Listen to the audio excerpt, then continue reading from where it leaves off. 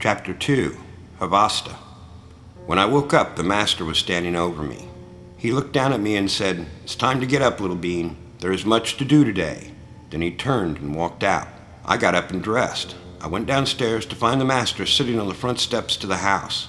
I asked, "What shall I do today, master?" He looked up at me and said, "You are the master here. From now on you shall call me Rock. I am a teacher and your friend, but not your master. Do you understand?" I nodded yes, but still felt a little confused. I said, "My father said I was to call you master." He stood up and smiled at me. Then he said, "Call me what you please, but I would prefer you called me Rock." I nodded and said, "As you wish. What am I to do today?" Master Valkar looked up at the sky and said, "Your world will need rain soon. You need to bring the weather systems to life on this world. Do you remember how it felt on a rainy day back home?" I nodded my head yes and thought back to how it felt when it rained back home. Clouds began to form and rush by overhead. The sky darkened and soon I felt the drops of rain begin. It felt cool, and I just stood there as my clothes dampened from the rain. After a few seconds, Master Valkar said, "Even a wizard can catch a cold. We need to get under cover." A few seconds later, we were standing in the doorway to the house.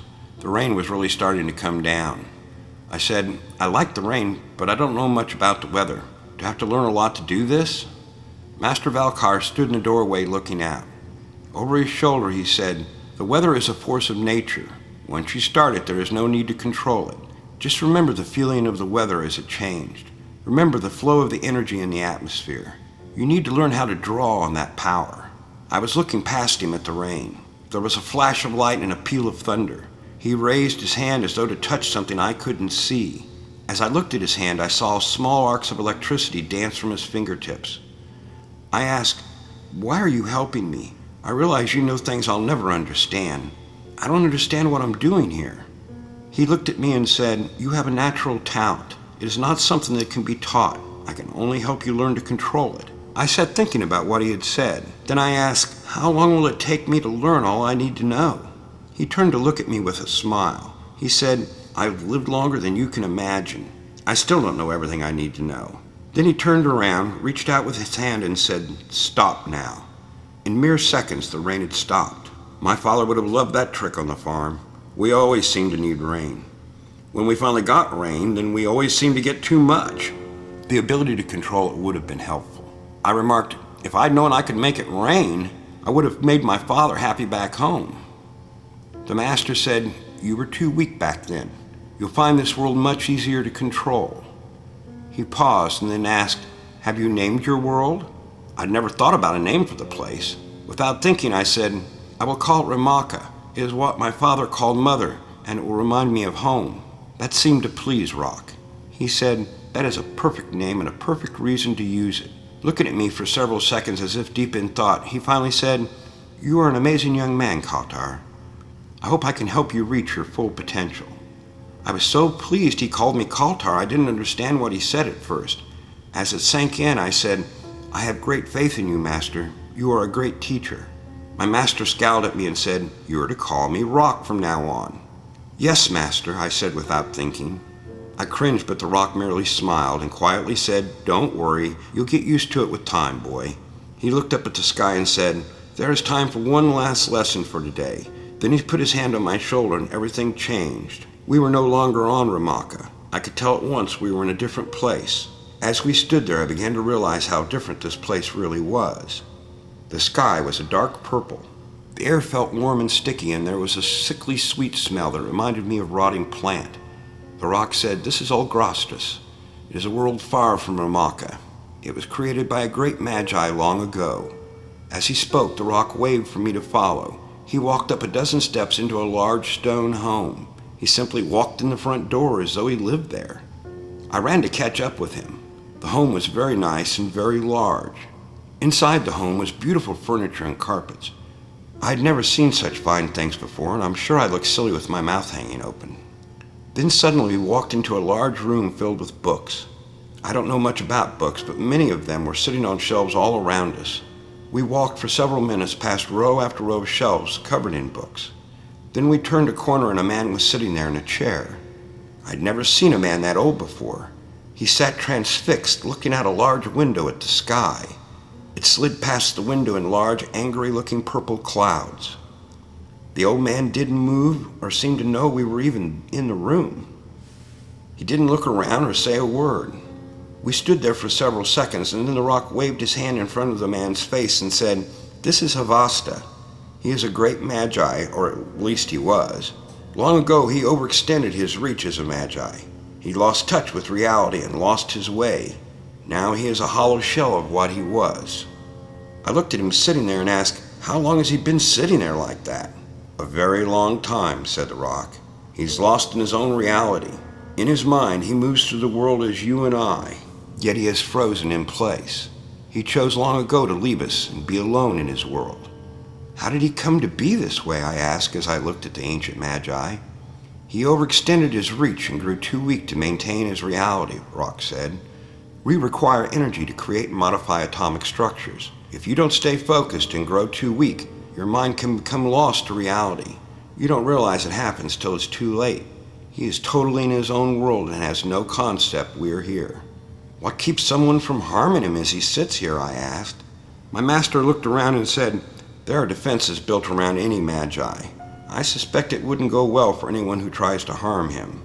"He doesn't starve?" I asked. "He is locked in time," Rock responded. "He requires no food or rest. I suppose some might argue he's better off than many people. I don't believe that, but many of the magi do."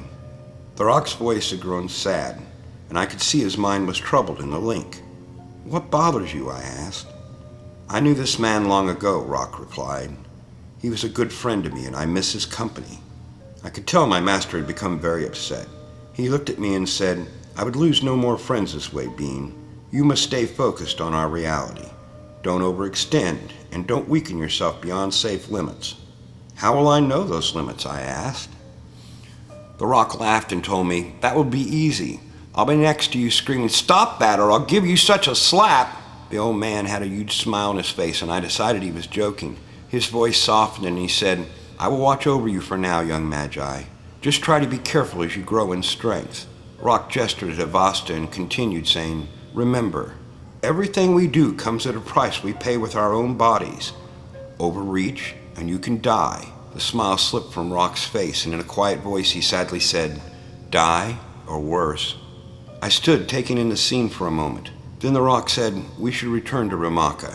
You've seen enough of this dark place for one visit." The rock put his hand on my shoulder again, and we were instantly back on Ramaka. I could tell at once from the smell and feel of my surroundings that I was home. It was a good feeling. That night, as I laid out my bedroll, I realized how much I enjoyed being here and learning from the rock. I've never been so happy. I've seen many wonders since I arrived. Yet I get the feeling something is bothering the master. He is often distant, and I can tell in the link that he is worried about something. The next day I awoke, went downstairs, and found the rock standing out in front of the house. As I watched, he cupped his hands together for a moment, and when he opened his hands, a small creature appeared. It had beautiful colors and started to sing out a wondrous song. Reaching out in the link, the words "songbird" came to me from the rock's mind. He looked over and saw me. The small bird hopped from his hand onto his shoulder. There it settled and sat looking at me, chirping softly next to Rock's ear. The master said, "Today we talk about life and death. Are you ready to begin?" My stomach growled and I said, "I'm hungry. May I eat first?" Again, the master cupped his hand and a small object appeared. He handed it to me and said, "Try this. It is called a plum. I find them to be delicious in the morning when I wake up." I bit into the food and juice ran down my chin. It was truly delicious. I asked, "Where did you discover this?" "It comes from a place called Earth," said the rock. "It is a wicked place where the people suffer from a madness. They can no longer link or use their minds as we would. Instead, they kill each other in droves. They build maniacal devices to kill each other faster and faster. It is a world of countless nightmares." "Then why would you go there?" I asked in wonder. With a patient smile, the master said, "It wasn't always like this. Once it was a place of beauty, and one of my students lived there." I saw his eyes sadden for an instant, and then he said, "Then the darkness came, bringing the madness and destroying everything in its path. We stood against it and stopped it, yet after that nothing was the same." The small bird on the rock's shoulder gently nudged his ear. It seemed to draw him back from the dark place he was going. Instead, he looked up at the sky and said, "The earth holds many fine things. You will see it soon enough. For today, we will talk about creation here on Ramaka. That will give you enough to think about for one day." What shall we create? I asked. Not we, you, corrected the master. Just tell me what you plan before you start. I had no concept what to do. I said, I don't have any idea what to create. The rock smiled and said, pick some small creature you've seen in your life that brought you a happy thought. Then close your eyes and focus on the creature. Make it something small and gentle. I don't wish to contend with some wild beast. I closed my eyes and focused my thoughts. I felt air move on my face, and when my eyes opened, a bird hovered in flight in front of me. Reaching out my arm, the bird landed and ran up onto my shoulder. There it nuzzled my neck and sat quietly whistling a small tune. I could barely hear it, and the small creature tickled my neck as it sat there, yet I must say it gave me great joy. My master asked, have you had enough? Should we undo these creatures and start fresh? I was horrified at the comment. The small, soft creature nestled into my neck, and I really didn't wish to harm it. I said, I don't wish to harm the birds. May we keep them? My teacher smiled and said, respect for life is very important, Kaltar. The Magi never kill for fun or sport. We are a creator species. It is not in our nature to destroy. Self-defense is the only reason we strike out at others. I was just relieved I could keep my new little friend. The small creature kept rubbing against my neck, and it was a very pleasant sensation. What shall I create next? I asked. My master said, the creatures on this world shall be yours to devise.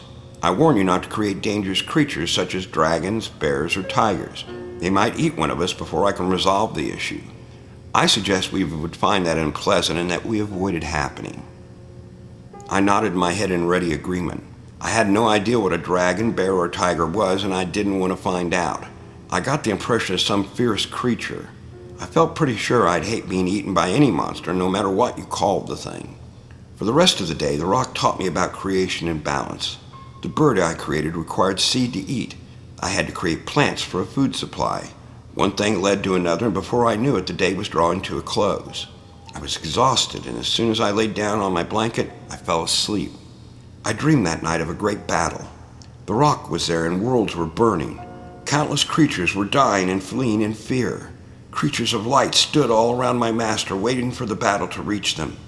On the horizon, coming toward us, was a huge dark shadow. Shapes moved inside the darkness, and I was afraid. My eyes adjusted to the light, and I realized the creatures with the rock looked much like me. They were warriors of some sort. I know little of war, but I know these beings were some sort of fierce warrior. They stood with the rock, waiting for the approaching darkness. The army of warriors massed tighter and tighter around my master. Then the group broke open and started to charge toward the darkness. From the darkness charged dark beasts with sharp horns and teeth. The enemy ran forward on all fours and then stood up to fight as the armies met. The first contact was fiercely violent. Screams could be heard as the two sides went at each other, killing and dying. With a snap, I realized I was back in my room, rolled up in my blanket. I practically jumped up and looked around. A few seconds went by, my room's door burst open and the rock stepped in. He looked around and said, I sensed your fear in the link. Are you all right? I nodded and said, I had a vision in a dream. You were there and a great battle occurred. Can you tell me? Was it from the past or the future? It is the future, said my teacher. It is far away, and you need not worry. What you saw is my fate, not yours. Now go back to sleep. I laid back down, and the rock left, closing my room's door. I laid there awake for a while thinking, but before long I was waking up, and it was another day.